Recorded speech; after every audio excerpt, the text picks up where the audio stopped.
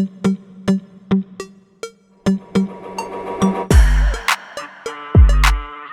what's up guys, Liam Hughes here and welcome back to our F1 22, I keep going to say 2022, but it's 22, F1 22, my team career mode. Picking up from where we last left off, if you didn't watch episode 1, be sure to go check that out before watching this episode, because last episode didn't go as planned. We finished 16th. With not a very good strategy. I was kind of hoping the soft tyres would hold out towards the end, but they just did not. So we hopefully won't be making that mistake again. But before we get into this, we have 825 R&D points. So we are going to be having a look at what upgrades are available to us. Obviously, we have the front nose coming in 11 days. We do have the rear floor under tray coming in 2 days, and we haven't got any here as they are still, at 40% chance of failure. So really, I think what we're going to do is we're going to wait for the rear floor under tray to come back. That's if it comes back. Hopefully it comes back, and then we will probably look at doing another upgrade, because if I click on this, it brings in the energy store cells. Positioning upgrade, and as you can see there, we are absolutely hammering the chassis department, making sure they are earning their pay. But for facility rise, we are still at spec 1 for chassis. However, the aerodynamic one, we have got 1.1 mil, so we will be looking at upgrading one of these hopefully soon. Obviously we've got a 1.5 there, increase the speed, but I think what we'll do is we will be increasing the quality control first. Obviously we are just short of that, so once we hit the $1.2 million mark, we will be upgrading that. So hopefully, actually saying that, we won't get that done before next episode. However, it's not the end of the world. We've got 2 days to do activities, and to be perfectly honest with you, what I think I'm going to do is I'm going to just go for, I was going to go for the simulator. But then I was kind of thinking, right, we want to try and big up the aero department as much as we can, and it's going to cost us only 5k to do so. So what's happened there? No, we won't stress too much about that. So yeah, we are going to be doing the aero team build, which will give us a plus 5% in the aero department. So we'll get that done.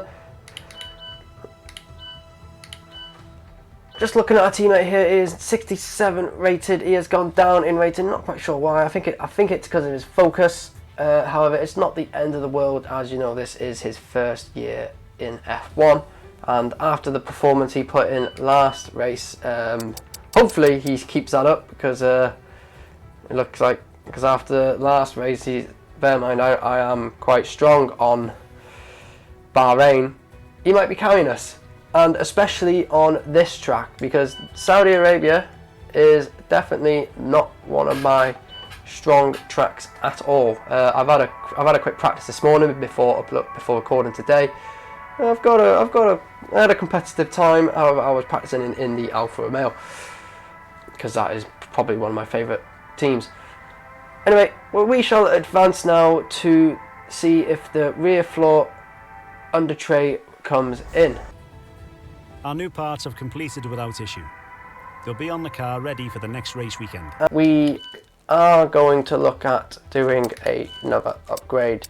Obviously, we are still waiting for the aero and the chassis. However, we can do another upgrade in chassis, as we have upgraded the energy store cells. And with us being able to afford it, we will, and again, wanting to absolutely smash this chassis department down. And it is another weight, no, it's not a rate reduction, but it's a rate redistribution. I absolutely slaughtered that word. I am terrible at pronouncing words sometimes. Anyway, we are going to get that upgrade in. I was toying with the idea of trying to get some discounts this thing, but with during these practice sessions. However, I just kind of want to get it in now, because I'm not too sure if I would get much done in practice, because like I said, bare minimum practice on this track. So anyway, we're going to get that done. 27% chance of failure. It'll come in just after Australia. So yeah, we will get that in. and that will leave us with 175 R&D points, so we won't be able to do anything. And wow, the way we're going, we're going to have the best chassis on the car, because we've just absolutely annihilated these chassis upgrades. As you can see there, we are just ahead of McLaren, Aston Martin and Williams, which I'm quite surprised to say, to be honest, considering that on my other save, literally McLaren and Aston Martin just cleared me literally before Bahrain. So yeah, we haven't got much wear to the car. Like, I tried to keep laps minimum to a minimum during the practice sessions on Bahrain. So I'm happy to we are just going to go ahead with these with these parts. However, if I do end up having a really bad qualifying, let's say I qualified dead last, I do just like to take, you know, extra parts, because, you know, later on in the season we don't want to be taking penalties where we could possibly be getting points. However, whether that's in one of this race or not, I'm not sure, but we shall see. Anyway guys, what I'm going to do is I'm going to do the same as last episode. I'm going to do the practice sessions behind the scenes, because as of when recording this, I still hadn't uploaded episode 1. The reason for that is because I'm trying to record as much as I can right now, because I'm not too sure of when I could possibly record videos in the later future. So what I'm going to do is I'm going to record as much as I can, and then I'm going to be editing and then uploading, and then as soon as, you know, at some point it will catch up, possibly by next episode, because I do know after recording this episode I am going to start editing episode 1 and then uploading it. Can't exactly say when it's going to be uploaded, even though it'll be absolutely pointless saying on this episode when it'll be uploaded. So anyway guys, I'm going to do the practice sessions, and it will cut now to the screen where it shows what R&D we got. So guys, there you have it. There is the R&D. I got 675 and Oscar Piastri got 150. Not so much from Oscar Piastri, but never mind. There's some of the development boosts. I struggled to get the boosts, so any boosts that we did get did come from Oscar Piastri. I think I got a total of 4 boosts. Maybe I may be incorrect, but anyway, with that done guys, we will now jump into doing some more R&D with the points we have. Is that gonna shoot up to 3? Yes. There we are guys, we are at a claim of 3. So yeah guys, now we will jump into doing some R&D. So guys, with this, I have briefly had a look, and obviously we have got the aero and the 2 chassis upgrades already in progress. So really there isn't much we can do except for either the powertrain or the durability. And to be honest here, we're looking at our engine. As you can see, our MGU-H is only 7%. I am at MGU-K is 7%, MGU-H is 17%. So with that, well, we don't want to be all the way here. I was thinking of possibly doing the MGU-H. Wait, which one was most worn? I've completely forgotten already. The MGU-H, which quite ironically is the one that has the development boost on. So that is what we are going to do. That should come in just before Imola. So yeah, obviously it's a 40% chance of failure, so we're going to take the hit, we're going to take the risk, but obviously we do have time to big up the durability department in the thing, and maybe be able to upgrade it. However, I think the next facility upgrade will be the aero. Anyway, we'll get that done to come in just before, just after Australia. And with that, really, it leaves us with nothing else. I don't really want to do that one because it's 2 upgrades at 40%. And to be honest here, we do have a lot of upgrades coming in. As you can see now, we have 4 different ones. There's the progress chart, which, you know, just there with Aston Martin and McLaren. Still got quite a bit to go till we get to AlphaTauri and Haas. However, it might catch up. Who knows? Hopefully soon. But anyway guys, with that we are going to head into the qualifying.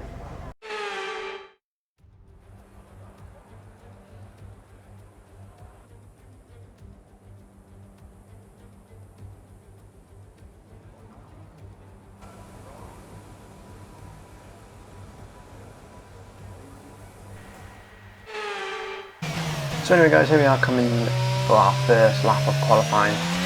Getting on the power now, coming up to the DRS zone.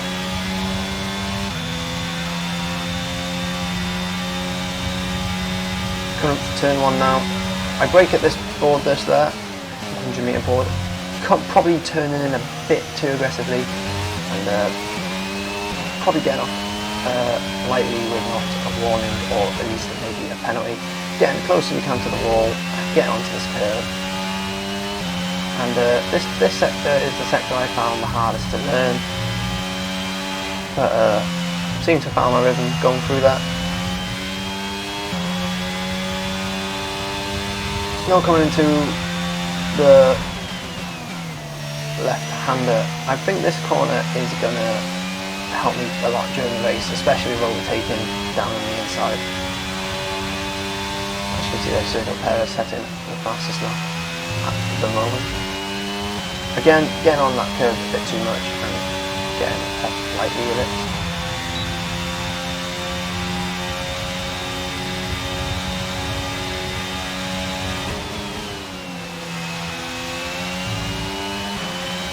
Anyway, now coming up to the final DRS zone, and again another left-hander which I am going to try and use to my advantage on sending it down the inside during the race. Hopefully we will be able to use that to overtake. I see that Carlos Sainz setting the fastest lap as a 1:30.7. Anyway, as we're going to now come as fast as we can to this finish line,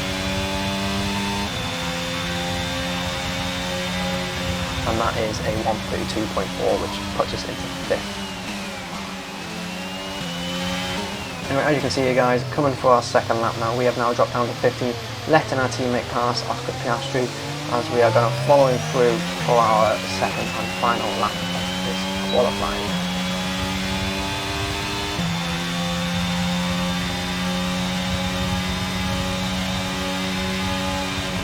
Coming into turn 1 now, braking a bit better, not getting onto the curb as much, as you can see there, coming out better for it, as we are now positive on the lap delta, getting really close to the wall, and as you can see here, catching Piastri up a bit quicker than I anticipated.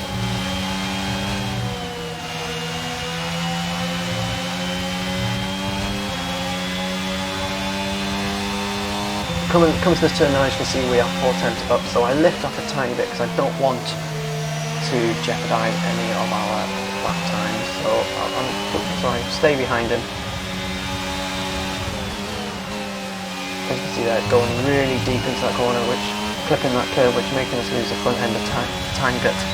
30 seconds left coming in the down session. now to the final straight.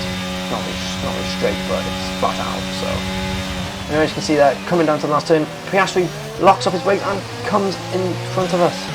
He didn't think to get out of the way, but it's not going to matter. We still have 13 seconds left of the session, so we are going to get another flyer.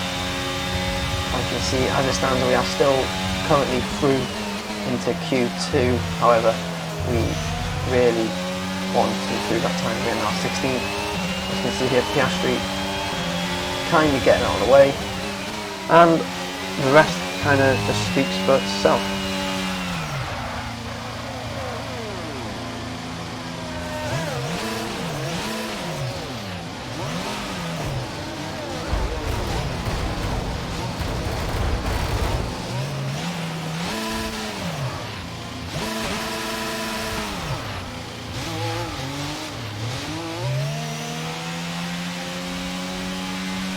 Right, so let's have a look at what happened here. So, as you can see, is Gasly arriving on the scene. Not as much damage there.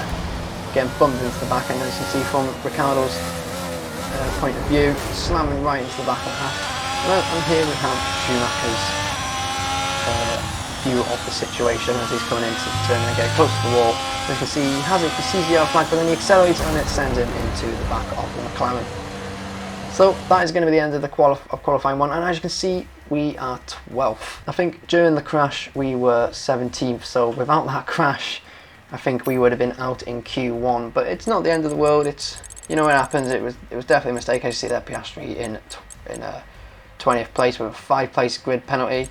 Alonso there getting disqualified as well. Let's have a look at the race director. So there you go, we have Vettel and Tsunoda with terminal damage, Piastri with a grid penalty, and Alonso parked in dangerous positions. We got disqualified. So yeah guys, that's going to wrap it up for qualifying 1. On to Q2.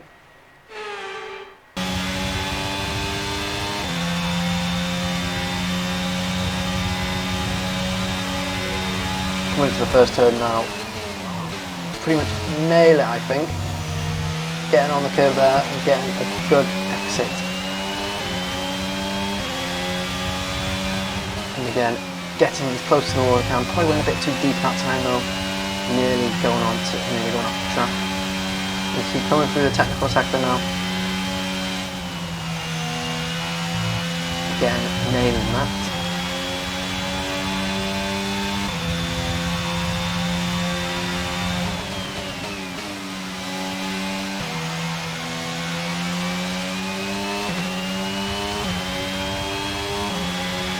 Coming up now is another corner that I did struggle with during the practice session, this right turn here, but I have started to figure it out and feel like I nailed that.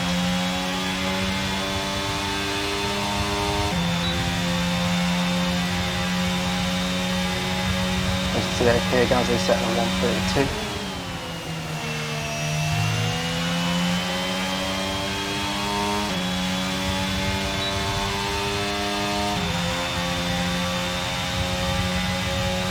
On the north centre 132 as well.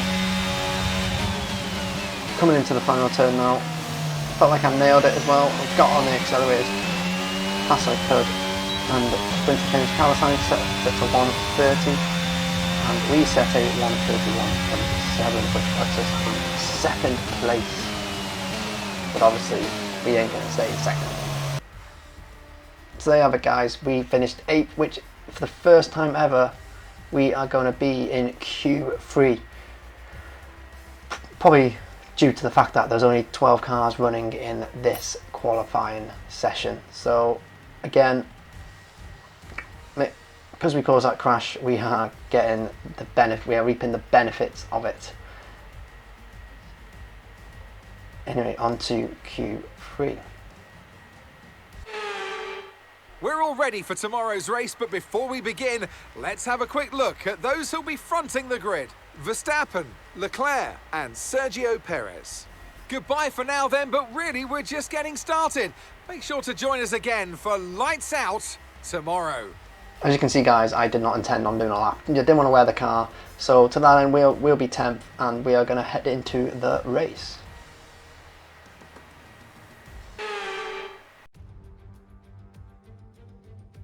So here we are then, welcoming you today to one of the jewels of the Arab world, Jeddah.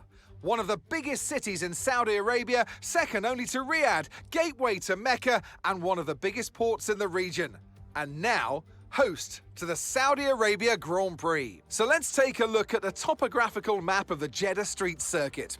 As you can see, a number of challenging corners for the drivers to master here. We'll see just how much the teams have benefited from their time spent in practice this weekend. And like many street circuits, this track has the potential to punish drivers that get it wrong. Let's hope we avoid any safety cars today. Before we begin, let's take a quick look at the grid lineup for today's race. World champion Max Verstappen starts from pole position, with Charles Leclerc alongside. Considering the rest of the grid, we have Perez, Sainz, George Russell and Hamilton, Bottas, Ocon, Gasly and Hughes, Norris, Magnussen, Daniel Ricciardo and Tsunoda, Vettel, Mick Schumacher, Guan Yu Zhou and Alex Albon, Latifi, Fernando Alonso, Oscar Piastri, they've taken a grid penalty, and Lance Stroll brings the grid to a close. It's almost time for those 5 red lights to go out then. Let's see who can prevail today. Anthony Davidson joins me once again in the commentary box. Ant, it's fantastic to have you with us here, but I'm curious, as a man with experience out on the track, how do you stop those pre-race nerves from becoming overwhelming when you're lining up on the grid? Well, I imagine they'll be starting to feel the adrenaline as they anticipate the run down into turn 1, a bit like preparing to go into battle. The unknown situation will bring nerves, but that's a good thing. It will keep them focused on the moment and on their surroundings as we build towards the start of the Grand Prix.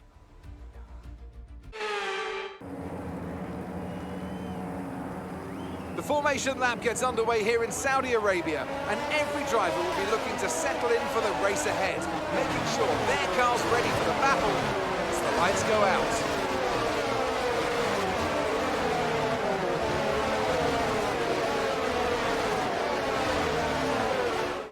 We're almost ready to start the race as the cars take their positions on the grid, with the drivers and teams making their final preparations.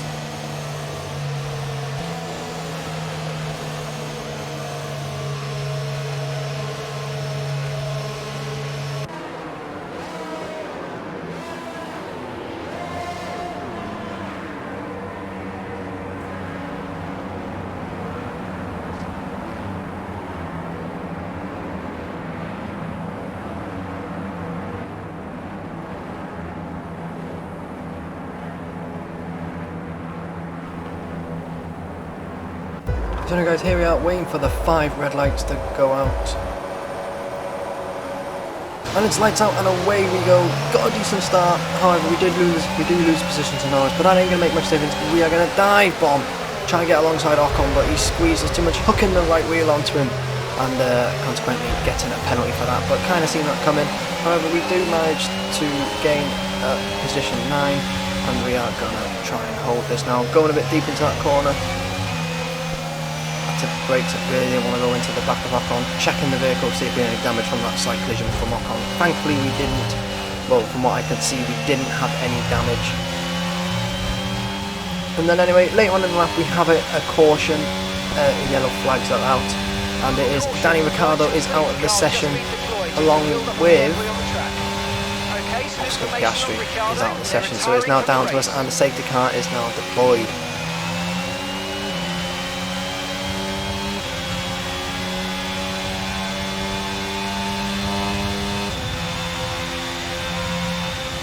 Anyway, this brings me on nicely to the race strategy we are going to be running for the race. As you can see, we are opting for the medium soft. Clearly not learning a lesson from the first race. However, failing that, we do have the option of medium hard. Remember, there's no overtaking until the timing line.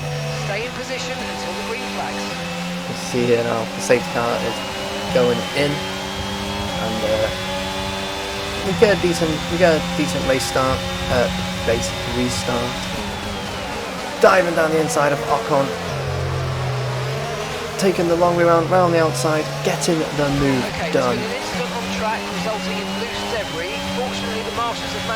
Now we are running up in P8.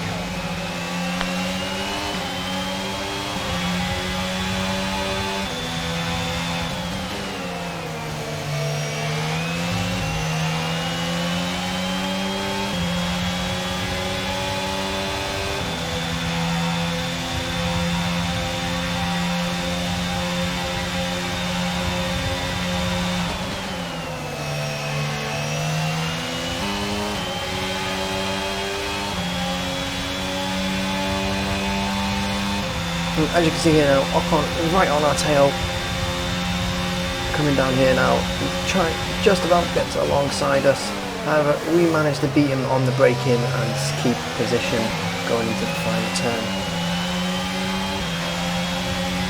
You can see that Max Verstappen setting the fastest lap at the moment.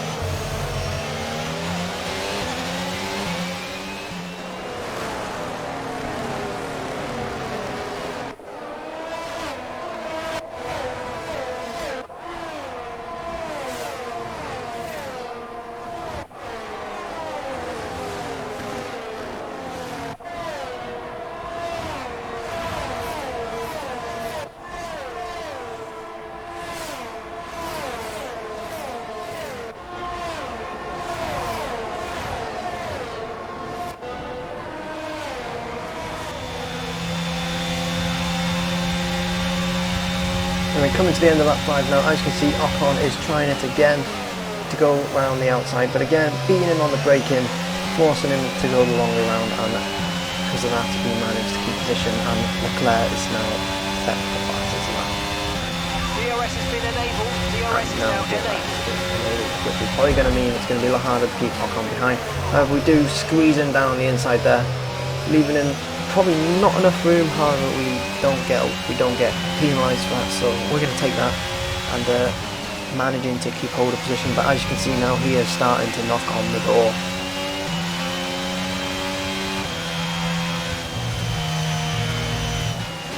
So consequently to that little fight we had with Ocon there, as you see that he has dropped quite back, and that's good to see. So now the pressure is off and we can start to finally take the attack to Bottas.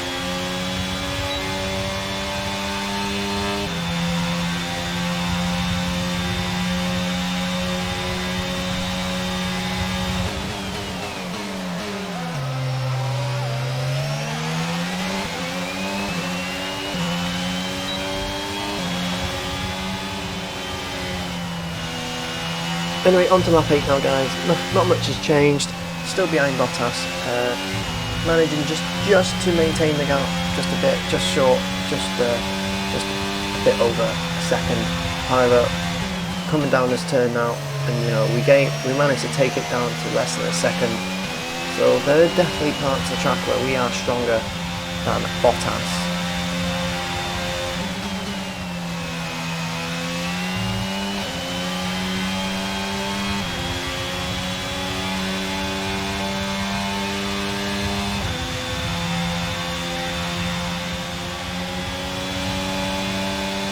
As you can see here now, Sergio Perez is in the pit, so we are going to pass him now and move us up into P7.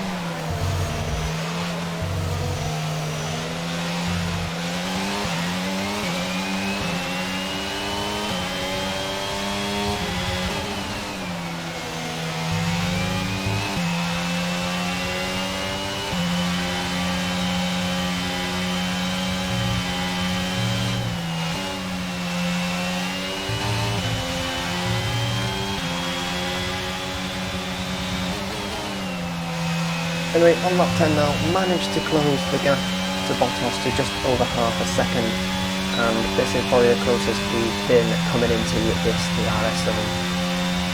So we are going to full send it to Bottas now, brake a bit later than usual, get right on his rear, get the power down early, and as you can just see, he's just seen the Alfa Romeo just seems to be a bit faster in the straight line. But as you can see here, with the help of DRS, we do manage to get a bit closer to him than we have been. And as you can see here now, we're right on his tail now. As you can see here, lap 11, Bottas and Hamilton and Verstappen and Leclerc, and that's it. Do hit all for halves, and Ocon is now on our tail.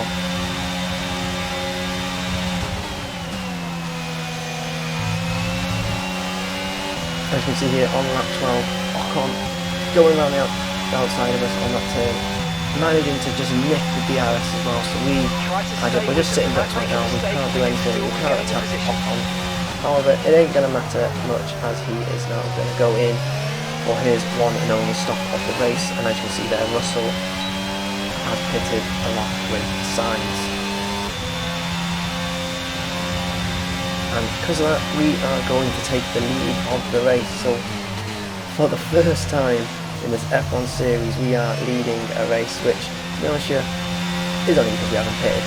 That's basically the only reason. But as you can see here now, coming in, we're just braking and just not managing to keep the car on the track. So I opt to change the strategy, and we are going to go into the pits on lap 13. As you see, still getting used to the pit limiter, and not exactly getting a great speed up until the line. However, do manage to get red in the... I still haven't quite mastered that. However, I will start practicing that a bit more. And we don't seem to get a good use either. See these tyres through to the end now. And as you can see here, coming out in P11.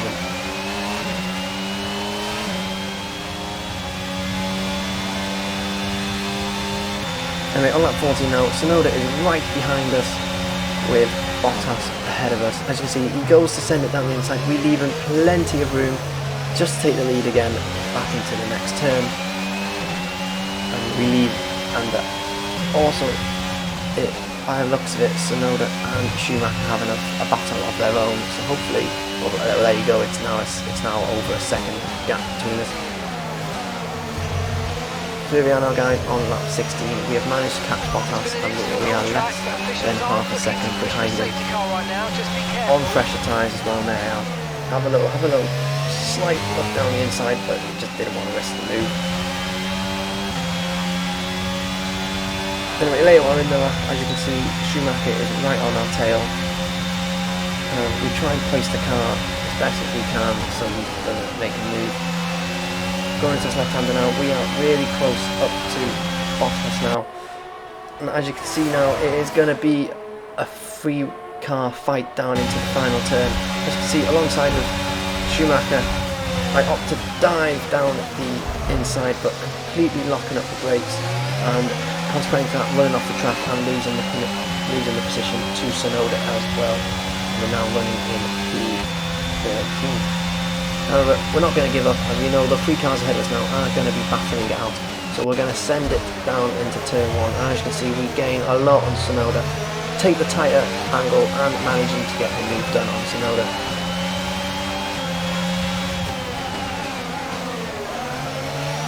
Good job, nice overtake. So Bottas covering us off there, as I did have a little glimpse down the inside there. And you know, just play through the sector, just following him, as I don't want to risk the race over a stupid move.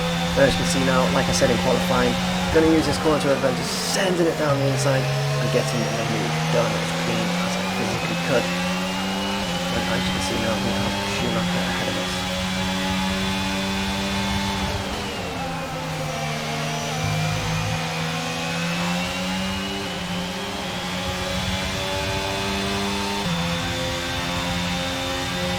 Anyway, on lap 18 now, as you can see, not much has changed except for Tsunoda has managed to get past Bottas. And we do manage to get right up behind Schumacher, slightly touching him, thankfully not getting any damage from that. And again, on lap 18, we get around the outside, get the better traction down on Schumacher, getting the move done. However, his straight line speed, even though we have DRS, is just unreal. See there, Schumacher squeezing him to the wall, but he was having none of it. He nudged us back away from him, which, to be honest, I don't blame him. But we do manage to keep the position, and we are now winning in P10.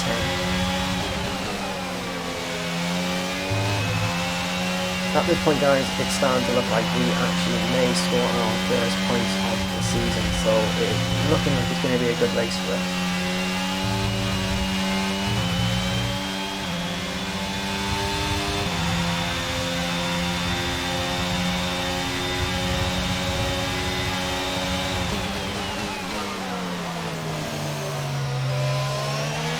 As you can see, they're almost doing a Max Verstappen on his qualifying lap last year, almost going into the wall, but we are pushing it to the limit now as Schumacher is right on our tail, and he has DRS, and as you can see, you can tell he has DRS, and we beat him on the braking, and we do manage to keep position.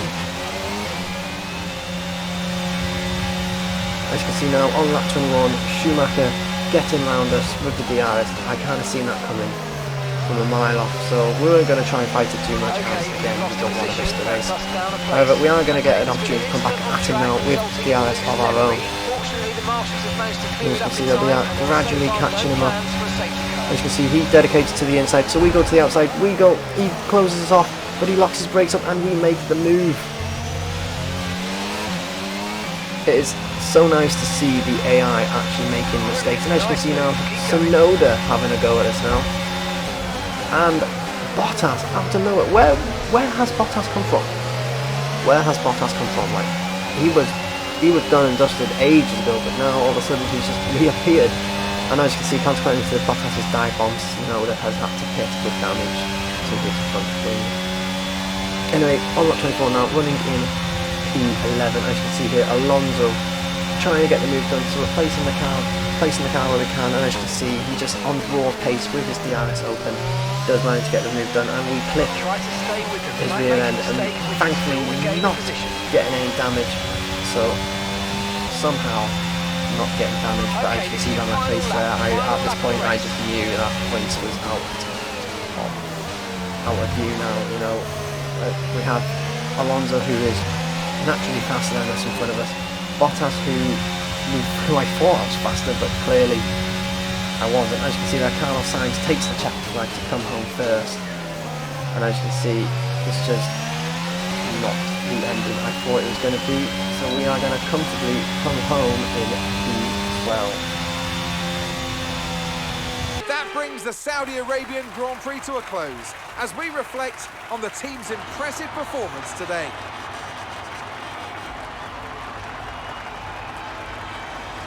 Anthony Davidson, how do you think they were able to set themselves apart today? Well, time management probably played quite a large role in the outcome of this one. As ever, it's not just about speed, it's all about maintaining that speed consistently over a stint, over a race distance. So being able to keep up the lap times while still being smooth on the controls and gentle on the tyres, that's really where the race was won today.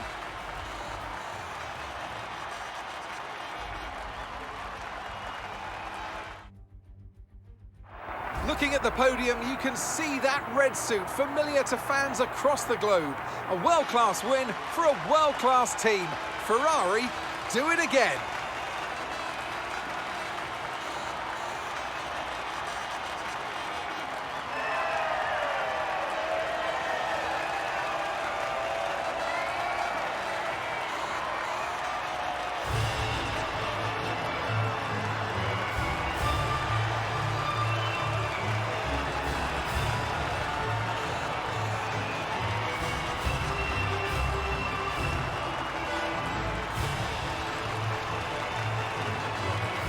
Let's have a look then at the driver's standings. Carlos Sainz manages to take control of the championship, securing the top spot with today's points. Well, after an incredible day of racing, who was your driver of the day, Ant? Fernando Alonso, wherever he is, whatever team he's in, when is he not just brilliant?